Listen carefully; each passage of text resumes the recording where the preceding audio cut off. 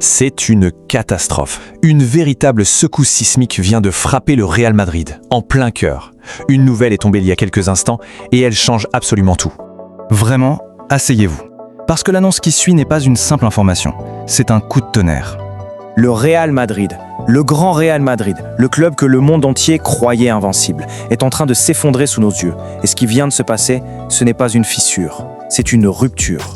Au centre de cette tragédie, il y a un nom. Un seul nom, Rodrigo Goes. Le prodige brésilien, le joyau du Bernabéu. Sa carrière, son avenir, viennent de basculer dans le cauchemar. Le cauchemar absolu. Le communiqué médical est tombé. Les mots sont froids, ils sont cliniques, mais le verdict est d'une brutalité sans nom. Rupture du ligament croisé antérieur et du ménisque externe du genou droit. Pour un joueur de foot, c'est tout simplement la pire combinaison possible. La blessure ultime. 10. Ce chiffre est terrible. 10 mois. 10 mois d'absence, au minimum. 10 mois de calvaire, loin des terrains.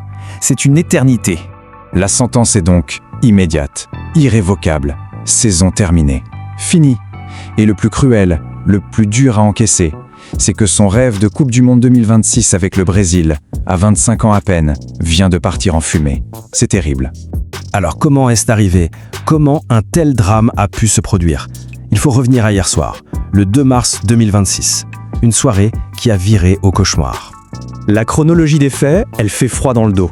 Tout s'est joué hier soir, au Santiago Bernabéu. Un stade qui devait être une forteresse et qui s'est transformé en théâtre d'une véritable tragédie. Le contexte, d'abord, une défaite humiliante à domicile 0-1 contre Getafe. Rodrigo, qui revenait à peine, entre à la 55e minute. Et puis, 11 minutes plus tard, à la 66e, un contact qui a l'air de rien, presque anodin, avec Adrián Liso. Mais son genou tourne. Il a tenté de rester sur le terrain, mais le mal était fait, profondément. Et c'est donc cet après-midi, ce mardi 3 mars, à 16h20 précisément, que la hache est tombée.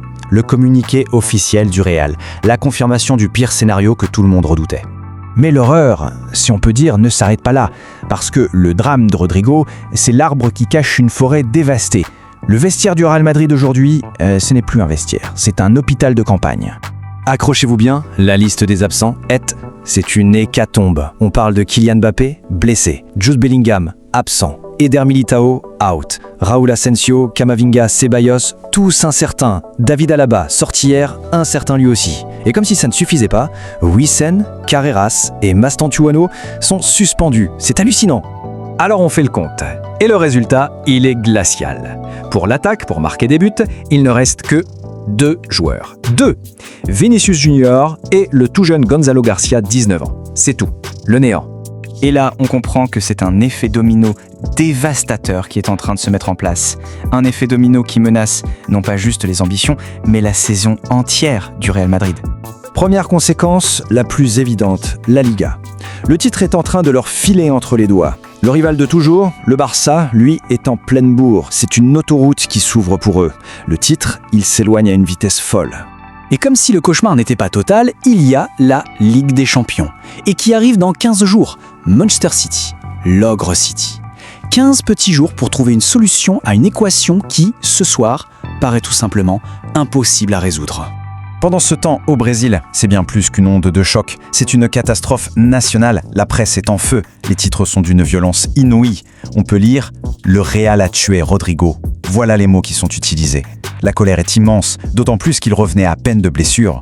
Alors aujourd'hui, la question, elle a changé. On ne se demande plus si le Real va gagner des titres. Non, la question c'est, le Real peut-il seulement survivre à cette tempête? Le club est passé en mode survie. En Espagne, évidemment, c'est le chaos. La presse, de Marca à AS, tout le monde parle d'une crise sans précédent. Et sur les réseaux sociaux, c'est un déferlement de colère, de désespoir. Les supporters sont KO, l'ambiance, elle est tout simplement apocalyptique. Alors, on est obligé de se poser les questions qui fâchent. La première, la plus brutale, avec une équipe aussi décimée, la Liga est-elle déjà perdue? Et devant, qui va porter l'équipe? Tous les regards se tournent vers Vinicius. Mais peut-il vraiment porter l'attaque tout seul sur ses épaules? Et le jeune Gonzalo Garcia, peut-on vraiment lui demander d'endosser un tel costume du jour au lendemain? La responsabilité est écrasante. Et ça nous amène à la question finale, la seule qui compte vraiment ce soir. Le Real Madrid peut-il encore s'en sortir? Ce club nous a habitués aux miracles, aux retournements de situation les plus fous.